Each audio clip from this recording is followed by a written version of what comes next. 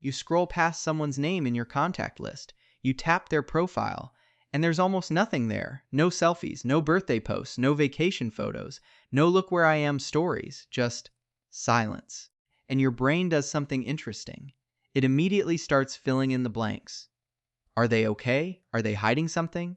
Are they depressed? Antisocial? Boring? But what if I told you that every assumption your brain just made was wrong? What if the person with the empty profile isn't missing something? What if they have something most people don't? Because psychology has spent years studying the people who live loudly online. But the researchers who studied the ones who don't post, they found something that completely reframes how we understand confidence, identity, and emotional intelligence. This video is about those people, the quiet ones, and what their silence is actually telling you about the architecture of their mind. Section On, let's start with a number that should disturb you. The average person now checks their phone 96 times a day. That's once every 10 minutes of waking life. And psychologists who study digital behavior say a significant portion of those checks aren't about information. They're about reassurance. We post a photo. Then we check if people liked it. We check how many people liked it. We check who liked it. And if the numbers disappoint us, something quiet happens in our nervous system. A small, almost imperceptible drop in our sense of worth. Dr. Ethan Kross at the University of Michigan ran a study tracking people's emotional states in real time throughout the day. His finding was stark. The more people use social media passively, scrolling, comparing, monitoring their own profiles, the worse they felt. Not a little worse.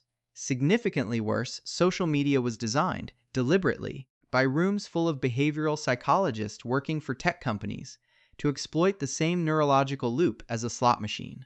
Variable reward, unpredictable validation, the dopamine hit of a notification you didn't know was coming. And most of us are playing that game without even knowing we enrolled. But here's what's strange. Some people look at that machine, understand exactly how it works, and just walk away, not because they're afraid of it, not because they don't know how to use it, but because they decided, consciously or instinctively, that their sense of self is not something they're willing to put up for public vote. That is where the psychology of the non-poster begins. Section 2. There's a concept in psychology called self-concept clarity, and it might be the single most important thing that separates the people who constantly post from the people who don't. Self-concept clarity, first defined by Dr. Jennifer Campbell in the 1990s, refers to the degree to which your sense of self is stable, consistent, and internally defined.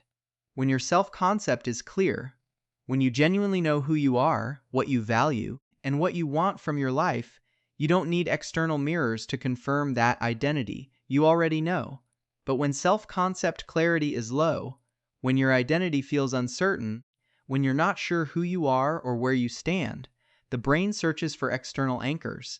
It looks for social proof. It starts to measure its own worth through other people's responses. And social media becomes a tool for identity regulation. Every post is a small answer to an unspoken question: do you see me? Do I matter? Am I enough? People with high self-concept clarity don't have that question screaming in the background. Their identity doesn't depend on being witnessed. They can have an extraordinary day, a moment of genuine happiness, a personal achievement, a beautiful sunset, and feel no compulsion to broadcast it, because the experience was complete inside themselves. They didn't need you to see it to believe it was real. And here's what's interesting. Research shows that people who frequently post for validation, especially selfies and personal milestone updates, actually show lower self-concept clarity over time. The more you outsource your identity to public reaction, the more fragile that identity becomes. You start to lose the thread of who you are when no one's watching. The quiet ones never lost that thread. Or maybe they were just never willing to hand it over in the first place. Section 3. You've probably heard the word confidence used to describe people who post constantly. She's so confident, look at her. But psychologists draw a line that most people never hear about. There are two fundamentally different types of self-esteem. The first is called contingent self-esteem. This is self-worth that is conditional. It rises and falls based on performance, approval, and comparison. When people like your post, you feel good. When they don't, something deflates. Your confidence is always running on borrowed fuel. It's dependent on the next hit of external validation to keep the engine running. The second type is called secure self-esteem, or what researchers like Dr. Kristen Neff and Dr. Michael Kernis call genuine self-esteem. This kind of confidence doesn't spike and crash based on what others think. It's stable. It doesn't need to be fed by applause. It doesn't shrink when someone disagrees with you or ignores your post. People with secure self-esteem are, statistically speaking, less likely to post for attention. Not because they're hiding, but because the urge to seek validation simply isn't as loud. They don't post selfies to prove their worth because they already feel complete without proof.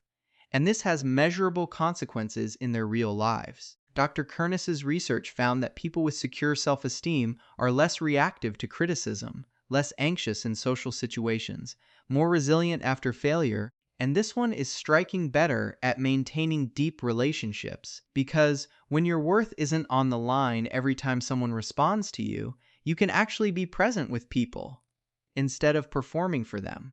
Think about that for a second. How many conversations have you been in where the other person seemed more focused on capturing the moment than experiencing it? That's contingent self-esteem at work. The quiet ones are often actually there, fully, completely there, in the moments the rest of us are trying to document. Section 4.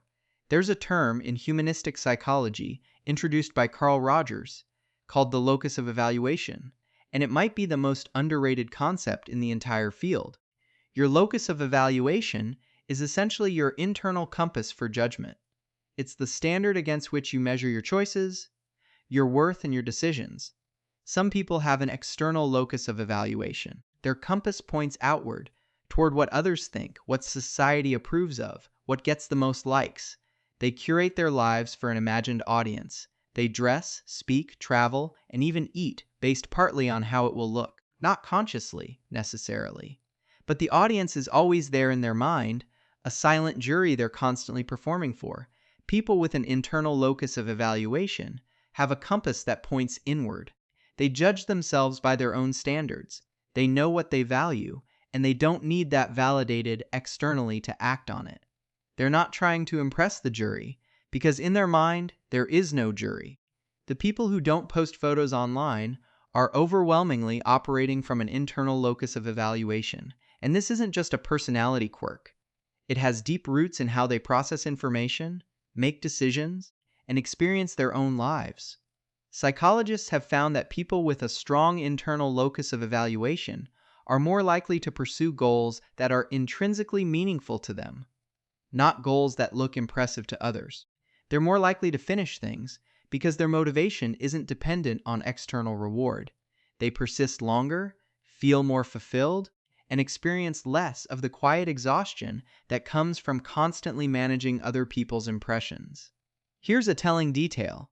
Researchers have found that the people who don't post their lives online often report richer subjective experiences than heavy posters. There's a phenomenon called photo-taking impairment effect, first documented by Fairfield University researcher Linda Henkel, where the act of photographing an experience actually reduces how deeply you process and remember it. You outsource the memory to the device, and your own brain doesn't bother encoding it as deeply. The quiet ones remember their lives differently, more vividly, more fully, because they were actually inside the experience instead of standing outside it with a camera. Section 5. In 1954, psychologist Leon Festinger proposed what became known as social comparison theory, the idea that humans have a fundamental drive to evaluate themselves by comparing to others. It's not a flaw, it's a feature, an evolved mechanism that helped our ancestors understand their social standing. But Festinger studied this in a world with no internet. Social media took a naturally occurring human tendency and accelerated it to a speed the brain was never designed to handle. Instead of comparing yourself to the people in your immediate environment, your neighbors, your colleagues, your friends, you are now comparing yourself to a curated global highlight reel. Millions of people, all presenting the best possible version of their lives, all at the same time, all in your pocket. Your brain cannot tell the difference between a realistic comparison and an impossible one. It just compares. The psychological consequences are documented extensively: increased rates of anxiety, decreased life satisfaction, body image disturbance. A phenomenon researchers call relative deprivation, the feeling that you are falling behind, not based on any objective measure, but simply because someone else's life looks better on a screen. The people who don't post are, whether consciously or by instinct, protecting themselves from this loop. They've essentially opted out of the comparison machine. And the research backs up what that choice does to their psychological well-being. Studies consistently show that deliberate reduction in social media use, especially passive consumption and self-presentation, correlates with significant improvements in mood, self-esteem, and life satisfaction. They're not missing out. They're opting in to something else, to presence, to privacy, to a life that exists entirely for themselves. Section 6. What this actually looks like in a person, and why you might be misreading them. Here's where it gets personal, because the psychological profile we've been building, high self-concept clarity, secure self-esteem, internal locus of evaluation, low social comparison. This profile doesn't look the way most people expect it to. These are not the loudest people in the room. They're not necessarily the most charismatic or the most socially visible. In fact, because our culture has increasingly started to conflate online presence with personality, the people who don't post are often misread as shy, boring, or socially withdrawn. But that's a misreading, often a serious one. The quiet online person you know might be running a business you've never heard about, might be in a relationship deeper and more fulfilling than anything they'd put in a caption, might be doing inner work, building skills, pursuing goals that have nothing to do with being witnessed. The psychologist Mihaly Csikszentmihalyi, famous for his research on flow, described the deepest states of human engagement as ones where self-consciousness disappears, where you're so absorbed in what you're doing that the audience, real or imagined, simply doesn't exist for you anymore. The people who've quieted their need for external validation are often the ones spending the most time in that state. Not because they're antisocial, because they've found something more interesting than the performance. They're not invisible because nobody sees them. They're invisible because they're too busy actually living. The question this leaves you with. So here is where I want to leave you. The next time you notice someone who doesn't post, who doesn't document, doesn't share, doesn't perform, I want you to resist the reflex to fill that silence with a story about what's wrong with them. Instead, ask a different question. What do they know that I don't? Because what psychology keeps finding, in study after study, is that the people who've learned to live without an audience, who've built an identity that doesn't require witnesses, are, by almost every measurable psychological metric, doing better. More grounded, more resilient, more present, more satisfied with their actual lives, as opposed to the version of their life that exists for other people's consumption. This doesn't mean social media is evil. It doesn't mean posting is weak or vapid or wrong. It means that why you post matters more than whether you post. The line between sharing and performing, between connection and validation seeking, is one worth examining honestly. And sometimes, the quietest person in your feed is holding the clearest mirror. They don't need to be seen to feel seen. And if that sentence just hit you somewhere specific, if something in this video unlocked a realization you've been circling for a while, drop it in the comments. Tell me what shifted, because this channel exists for one reason, not to scroll through behavior, but to decode it. Subscribe if you want to understand the hidden psychology running underneath every person you've ever met, including yourself.